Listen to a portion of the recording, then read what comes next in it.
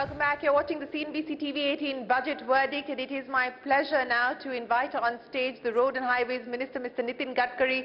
Sir, could you please join us on stage? Ladies and gentlemen, a big round of applause for Minister Nitin Gadkari.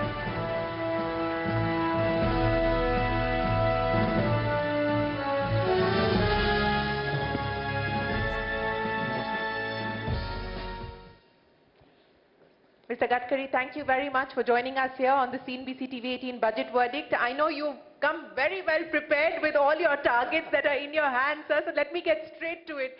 This has been a capex-heavy budget, a budget where the government continues to do the heavy lifting as far as public investment is concerned and infrastructure. A big outlay for your ministries as well, almost 2.6 lakh crore rupees being allocated. Let me start by asking you about how you intend to spend all of that money.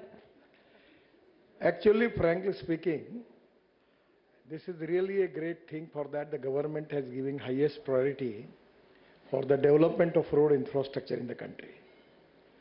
Under the leadership of Prime Minister Modi ji, our dream is to make Indian road infrastructure equivalent to USA standard before end of 24. And that's the reason that because of new Green Express Highway, whatever the new highway we are making from Delhi, Mumbai, Chennai, Bangalore, even a lot of projects are now with us. I feel that this is going to helpful for me for making more expenditure on road construction. But at the same time, the strength of my department is when we actually launch our InvIT model in Mumbai Stock Exchange. And the time was given for 10 days. And within 7 hours, it is 7 times oversubscribed. So today the response from the capital market for our road construction, particularly through NHI, is really very, very remarkable. And I feel that this is a golden era in the history of India, that we are making the road infrastructure of international standard. We are double the number of airports. We are developing waterways and the water, power, transport and communication. These are the most important thing as far as the development of the country is concerned. And because water, power, transport and communication, we will get industry. Industry 100% will get capital investment, and that is going to create more employment potential, and we will be succeed into make eradication of the poverty in the country. So exactly now we are the fastest growing economy. We are just jumped from 10 number to 5th number, and even in automobile sector, which is concerned with me, actually, we are number 4th. Now we just bypassed Japan, and we are number 3rd. And I am very much confident about it that in due course of time, within 5 years, our automobile industry is presently size of 7.5 lakh crore. We want to make it double of 15 lakh crore. This is the industry which is giving 4.5 crore jobs and giving maximum revenue as a form of GST to the central and state government. So totally this government is going to increase our GDP growth, creating more employment potential, and going to increase our export and reduce our import. So, Mr. Gadkari, I know that you give all your officers across ministries targets. So I'm going to ask you, sir, what is the target that you've now set of how much they have to build every day? Actually, when anything I am declaring about the target, the media people are taking it as my commitment. The target is always But you've delivered on your commitment. Yes, presently we are 40 kilometers per day, and now every year we are giving contracts, awarding contracts of 13 to 14,000 kilometers. But now we will taking this target going up to 24,000 kilometers for awarding contracts. Presently we have 38 to 40 kilometers per day. It's again a target, it's not my commitment. Now we want to go up to 45 kilometers. I thought you'd be like Salman Khan, Mr. Gadkari, and say, commitment de di to commitment de diya. It's not so easy. But one thing which I will assure you, up to the end of this year, the flight from Delhi to Dehradun, Delhi to Jaipur, and Delhi to Chandigarh, they will be closed. Mr. Scindia is not going to be happy to hear that at all, Mr. Gadkari. I think Mr. Scindia is going to take great umbrage to what you've just said, that those flights, the regional connectivity flights, are going to have to shut down because of the road. Because presently we are making new road between Delhi to Dehradun within 2 hours, Delhi to Haridwar in 2 hours, Delhi to Jaipur, just at the 12, Prime Minister is going to inaugurate that project. It will be 2 hours. Then Delhi to Chandigarh, 2.5 hours. Delhi to Amritsar, 4 hours. Delhi to Katra, 6 hours. Delhi to Srinagar, 8 hours. Bangalore to Chennai, 2 hours. And Bangalore to Mysore, 1 hour. So the way in which we are making the road, so people will not use air because you have to go to airport 1 hour before. Then from house to airport is 1 hour. Then again there is a delay. Then it goes to 45 minutes to go from there.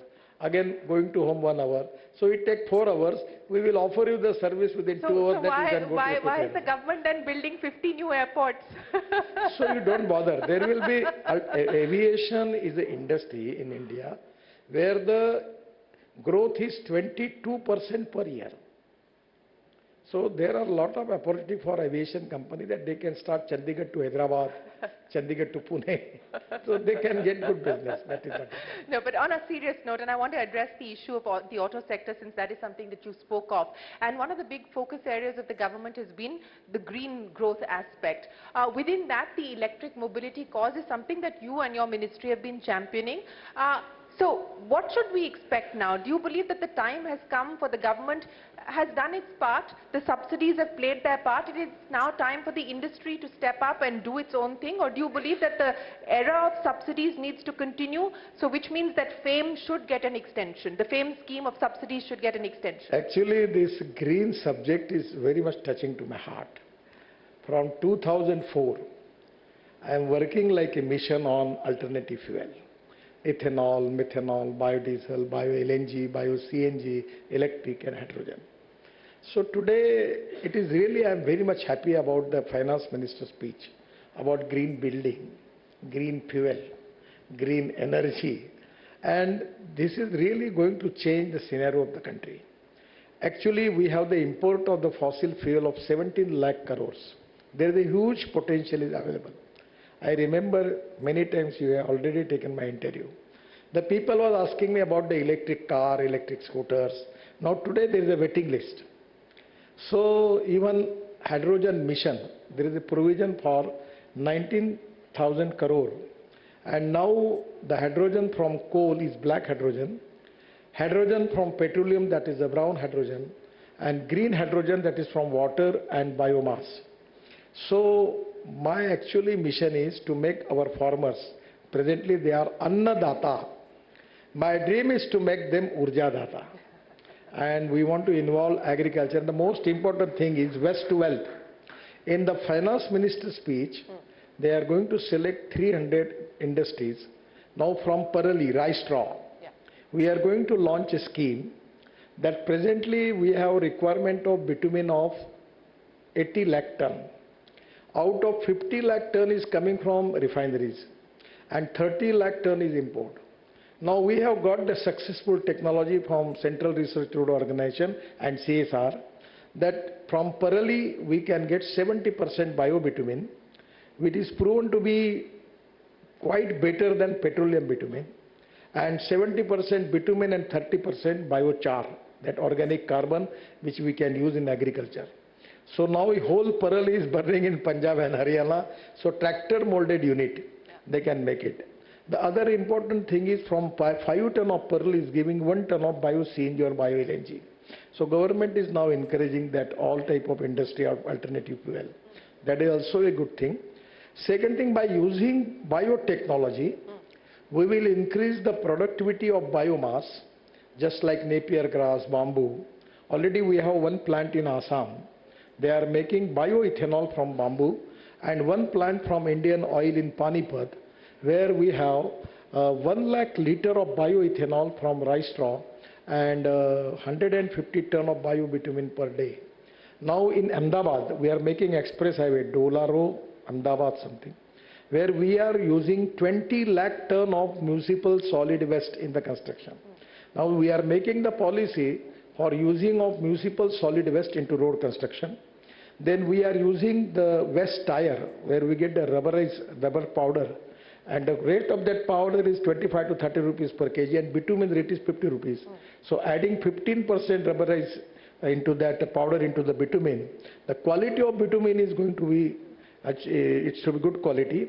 And now this type of recycling industry, either it is scrapping, either it is you are using plastic, or we are using solid waste everywhere in the road construction, it can be a great thing. And this recycling of the industry is going to create more employment potential, and it is going to helpful for the growth of our economy. Sir, that was a very passionate argument that you presented for why we should go green, but you passed my question. Now, that was a Pele pass. Do you genuinely pass my question, or you forgot my question as far as the FAME subsidy scheme for electric mobility is concerned? I will give the answer. Presently, because of the economic viability, you just understand. Everywhere, four important things are there: proven technology, economic viability, availability of raw material, and the marketability of the finished product. Now, the electric vehicle, we have 400 startups who are making electric scooters now in India, and all are now doing good business. And day by day, because the number is increased, the cost of lithium-ion battery is now every day it is going to reduce. And that is the reason that presently, I will tell you two things. In just 2 days before, I was in this construction equipment expo there in Noida. Now we have got all type of heavy industries, machinery, construction equipment on electric. Before that, the auto expo was there. One of the beautiful truck on green hydrogen and also on CNG and petrol. Then Tata and Leyland, they launched their truck, IC engine on hydrogen. Today we have got lot of engines, machines available on alternative fuel, on electric. I feel that the total scenario is going to change. And because the size presently, the requirement is less, but the number is increased, the cost is reduced. That's why I feel that the industry don't need subsidy for that. But already, as far as the petrol car, the GST is 48%. And for electric car, it is 5%. It is also a one type of subsidy. And because of the reduction in the cost, particularly the alternative fuel vehicle, now we are going to start flex engine. So I feel that now no more subsidy is required for that. No more subsidy is required. I think there's going to be a panic within the But electric... it is one thing I want to clear it. It is up to the finance minister and heavy industries ministry. They are looking after all the things. It is up to them to decide the question. But because of the present scenario, the cost of finished product which is coming, and day by day it is actually lithium batteries also cost is reduced. Now there is an alternative for aluminum ion battery, zinc ion battery. Then aluminum air technology is very good technology developed by Indian Oil Research Laboratory. So I feel that now this is the time that the cost is reduced. That's the reason I feel that for economic viability, that now they don't need subsidy. It can be economically viable. Okay. Let me move on and talk about something that the government has been wanting to move faster on, and that is asset monetization. You know, there was a big target that was set out as far as the national asset monetization pipeline was concerned. You talked about the InvIT and the kind of subscription that you saw, but as far as your ministries are concerned, what can we expect on the asset monetization side? Actually, frankly speaking, we have different type of models. One is BOT, build, operate and transfer. Then at the time when I taken charge as the minister, there was toll project. You remember at the time, 406 projects involving the cost of 3,85,000 crore. My ministry has saved the Indian bankers from the NP of 3 lakh crore. We resolved the issues. So that time we have opened the new model, that is hybrid annuity. Then now we have got even we can make the project on EPC mode and we can monetize. Then we have TOT models. But the InvIT model is supposed to be the best. Now it is my intention that we want investment not from the big group, not from the foreign investor, But the people like you who are journalists, the salary and people, the pensioners, we are giving them 8.5% returns per year, and we are going to add their interest every month in their account. Now the deposit in the bank, the interest rate is maximum 5.5. We are giving 8.5, and that is the reason that our priority is to take more investment from the small people and make the roads and giving that benefit to the people. That is exactly we want to do it. My ministry, my budget is so good, and I don't have any money problem. My problem is how to make the expenditure of all this budget which is with me. And today I have called the meeting of my officers and tell them, you have to complete this budget before end of December. Before 8th of December? Yes. Why 8th of December specifically? Because then January, February, March, I can go to finance ministry or asking me give me more money. Well, so that's the headline coming in from Nitin Gadkari. 8th of December, the allocation, the capex given to his ministry should be utilized. I want to tell you again one where I need your cooperation. When I was Water Resources Minister, in Mathura, we have taken one project for 80 MLD sludge of Mathura. The project was in hybrid annuity. The project was actually awarded to Triveni Engineering Company, and now the 40% grant in aid given by the department and 60% raised by the contractor. And every year 80 MLD of sludge they are making water, purified water from it, giving it to Indian Oil Refinery, and they will give them 20 crore rupees per year. So my suggestion is this hybrid annuity and all these models are now good for solid waste management, liquid waste management, railway, power line, everywhere. And that is the reason that our Prime Ministers insist on that you have to monetize the project and raise the money. As far as road project is concerned, I don't have any problem. Our toll income is presently 40,000 crore. Now we are diverting towards automatic number plate link with the satellite system. So up to end of 24, our toll income will be 1,40,000 crore. And you just take example, if I can monetize that, how much money we will get. So presently in the road sector, we don't have any problem about the resources and capital. We don't want to go to anybody for investment. We are happy, and all our projects are economically viable, and our internal rate of return is more than 14, 15, everywhere the projects are profitable. Well, you know, it's very rare that you actually hear a minister saying that I'm happy with where things are. I don't want any more money from anybody. You know, you're being able to deliver on the targets that you have. But, you know, I want to talk about this toll collection number or target that you have laid out, 1,40,000 crores. Actually, in our fast tag, we have the success story is now 98.5% the income which we are getting from the fast tag. So we need to reduce our leakages there. And by automatic number plate linked with the satellite, which within 3 months we are going to launch that system, I am 100% confident that there will be no leakage, and our toll income is now very good. There is no problem for that. You know, you said that money is not a constraint for you. What are the big challenges? What are the big constraints that could hold back the utilization of the allocation?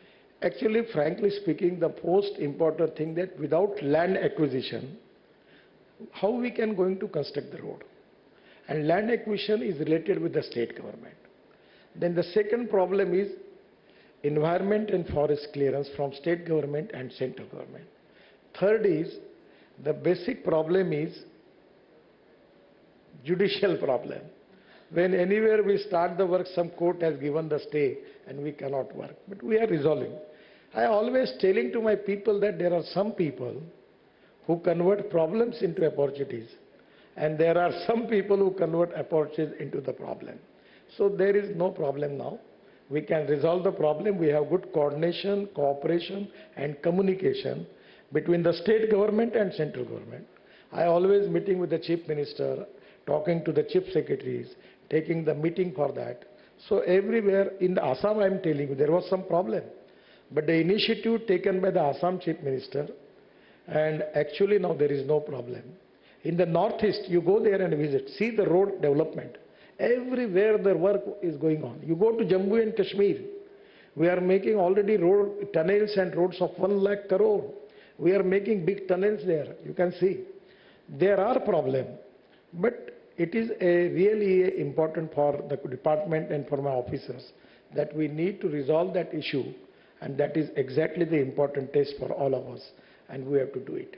So what is going to be the priority for you in this year, besides, of course, spending all the money that you've got so that you can go back to the finance minister for a higher allocation? Of course, the next year is going to be a vote on account ahead of the general election. But what are the key priorities that you're going to be focusing on for the year ahead? Actually, my priority in my department is road safety. And that is the only subject my track record is not good. Every year we have 5 lakhs accidents, 1,50,000 deaths. And the death of the people, the age is 18 to 34, 60% young people. Actually, this is very painful. I am trying my level best. We are taking a lot of things for that. And the other important thing is the pollution on highway. Now the scrapping. This is very important for the economy. The 9 lakh vehicles from the central government, and I said 30 to 35 lakhs from the state government, the finance minister declared the scheme. This 50 lakhs vehicle, if the scrapping is there, they are going to purchase new vehicle. Again the GST, the state government, central government, again they will get it from that. And because of scrapping, we can reduce the cost of automobile components by 30%. We are importing aluminum, copper, plastic, rubber, everything. Because of recycling of this material, we will reduce the cost. And today, we are number 3rd as automobile industry is concerned in the world. My target is within 3 years, up to end of 24, we will cross at least 2 lakh crore more. And after 5 years, we will be 15 lakh crore of the industry of automobile. All reputed automobile brands in the world.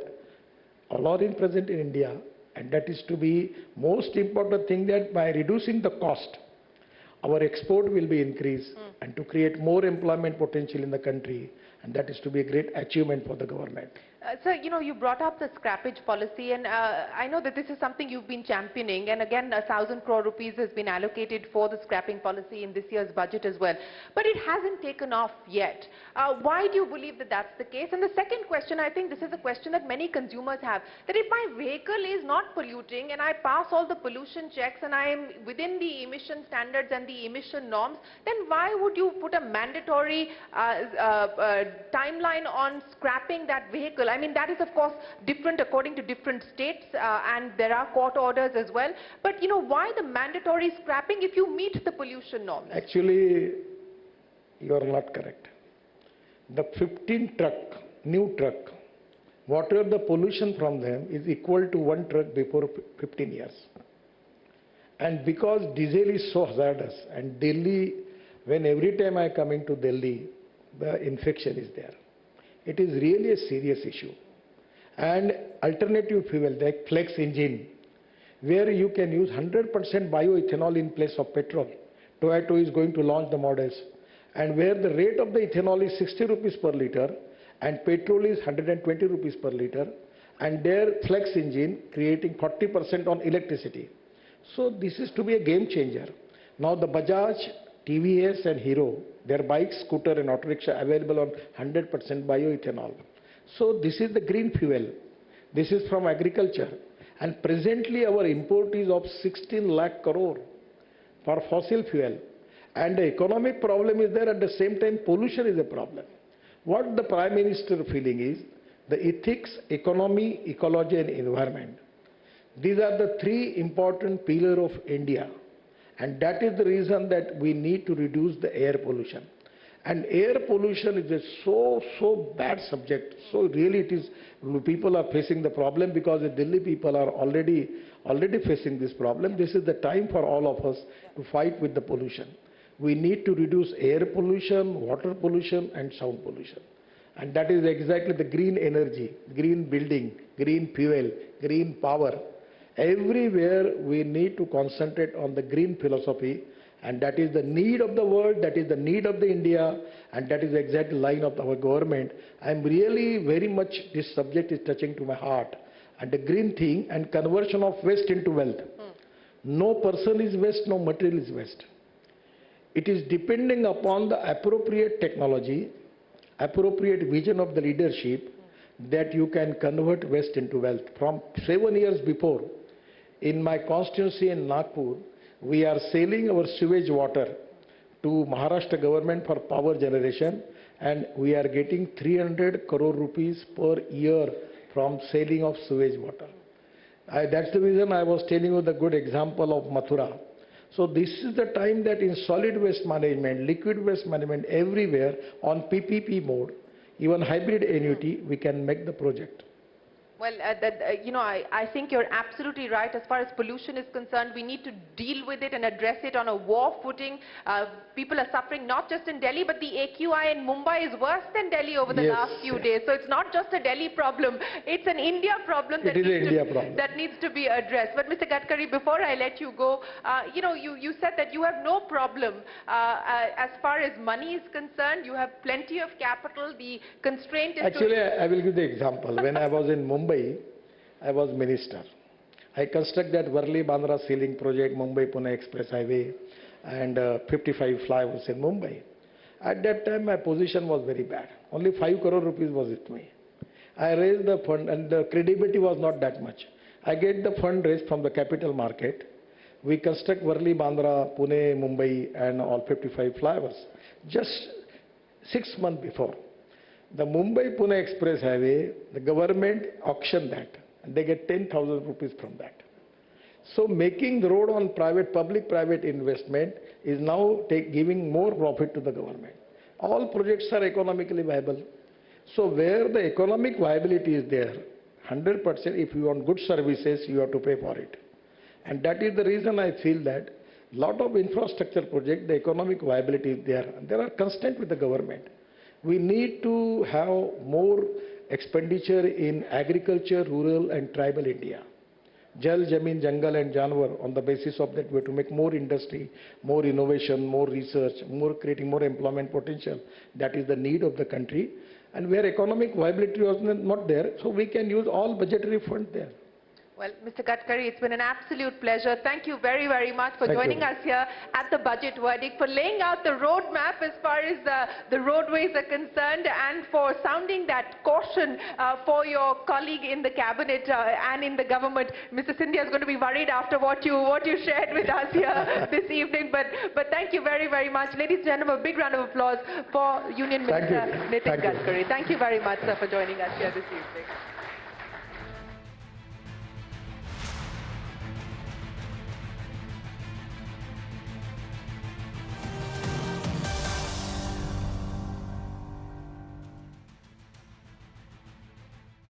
When our big boss was MD,